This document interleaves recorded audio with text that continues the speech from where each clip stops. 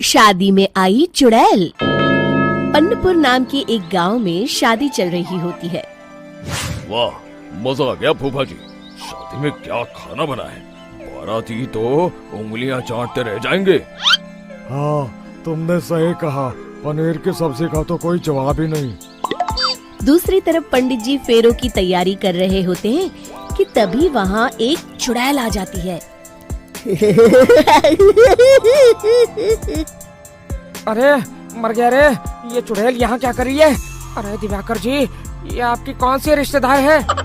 अरे मुझे क्या पता, क्यों भाग्यवान, कहीं ये तुम्हारे मायके से तो नहीं आई है?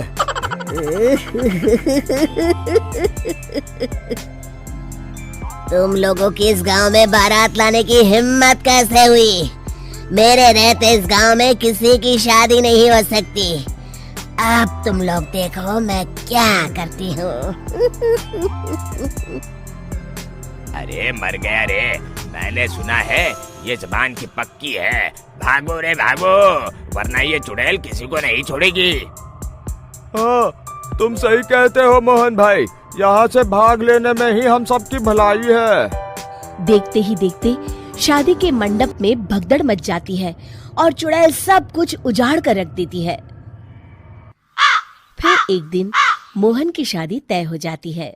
अरे भाई, अगले हफ्ते मेरी शादी तय हो गई है, लेकिन इस चुड़ैल की दहशत के मारे तो मेरे हाथ पैर कांप रहे हैं। अरे मोहन, तुम्हारा दिमाग तो खराब नहीं हो गया? तुम अपने साथ साथ हम सब गांव वालों को भी बलि का बकरा बनाना चाहते हो? उस चुड़ैल के रहते तुमने अपनी शादी के बारे में सोच भी कैसे लिया? देखो गोपाल, डर तो मुझे भी लग रहा है, लेकिन उस चुड़ैल के डर से मैं जिंदगी भर कुंवारा तो नहीं रह सकता। तभी वहाँ मोहन के होने वाले ससुर आ जाते हैं। अरे ससुर जी, आप? देखो, अब तक मैं तुम्हारा ससुर बना नहीं हूँ और शायद बनूंगा भी नहीं। ये आप क्या कह रहे हैं? मैंने तो शादी का कोड भी सिलवा लिया है। मैं अपनी बेटी की शादी किसी अच्छे गांव में कराना चाहता हूँ। तुम्हारा गांव तो भूतिया गांव है। मैं तो क्या, अब तो कोई भी अपनी लड़की इस गांव वालों को नहीं देगा। इस तरह चुड़ैल के डर से उस गांव में किसी की भी शादी नहीं हो पाती। फिर एक दिन गांव के जमींदार अपनी बेटी की शादी करने का विचार करते हैं, लेकिन चुड़ैल के डर से उनकी भी हिम्मत जवाब दे देती है। अगर मेरी बेटी की शादी तय समय से नहीं हुई तो मेरी नाक कट जाएगी। मुझे कुछ करना ही होगा। एक सलाहकार के कहने पर जमींदार काशी से एक बहुत ही नामी तांत्रिक को अपने घर बुलवाते हैं, जो भूत चुड़ैल को पकड़ने में माहिर माना जाता था। जमींदार साहब, आप चिंता मत करिए। इस गांव की सीमा में प्रवेश करते ही मुझे उस चुड़ैल के बारे में सब पता चल गया था। आप उसे जल्दी से जल्दी कैद कर लीजिए ताकि मैं अपनी बेटी की शादी कर सकूं। जब वो चुड़ैल एक इंसान थी, तब ठीक उसकी शादी करने वाले दिन ही उसकी और उसके होने वाले पति की एक दुर्घटना में मौत हो गई थी। उसका होने वाला पति आज भी भूत बनकर जंगल में भटकता है।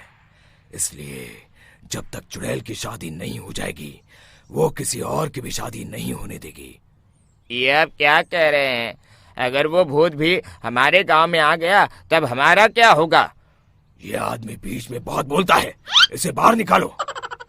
उसके बाद तांत्रिक बताते हैं कि अगर उस भूत के साथ चुड़ैल की शादी करा दी जाए तो वो चुड़ैल हमेशा हमेशा के लिए उस गांव को छोड़कर चली जाएगी।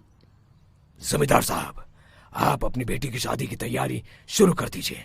मैं कुछ गांव वालों को अपने साथ लेकर उस भूत को ढूंढने जंगल की ओर जाता हूँ। इस तरह जमींदार निश्चित होकर अपनी बेटी की शादी करवाने लगते हैं, लेकिन तभी वहाँ चुड़ैल आ जाती है। मैंने तुम गांव वालों को समझाया था ना कि इस गांव में कभी कोई शादी नहीं करेगा। लगता है तुम लोग मुझे हल्के में ले रहे हो। चुड़ैल जमींदार की बेटी को उठा लेती है।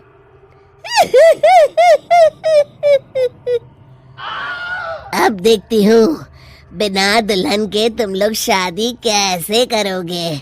मैं इसे अपने साथ ले जा रही हूँ। छोड़ मुझे, पिताजी, मुझे बचाइए। अरे कोई मेरी बेटी को बचाओ। तभी तांत्रिक उस भूत को लेकर वहां पहुंचता है। अरे भाग्यवान, रुको, इन मासूमों को परेशान मत करो, मैं आ गया हूँ, अब तुम मेरे साथ चलो। चुड़ैल बहुत खुश हो जाती है। आप आ गए, चलिए अब हम मंदिर में चलकर शादी कर लेते हैं। अरे अरे अरे अरे, ये क्या कह रही हो? मंदिर में जाके दोबारा मरना है क्या? चलो, आज से हम जंगल में रहेंगे। चुड़ैल चली गई, अब मेरी शादी हो जाएगी। इस तरह सभी गांव वाले खुशी से झूमने लगते हैं।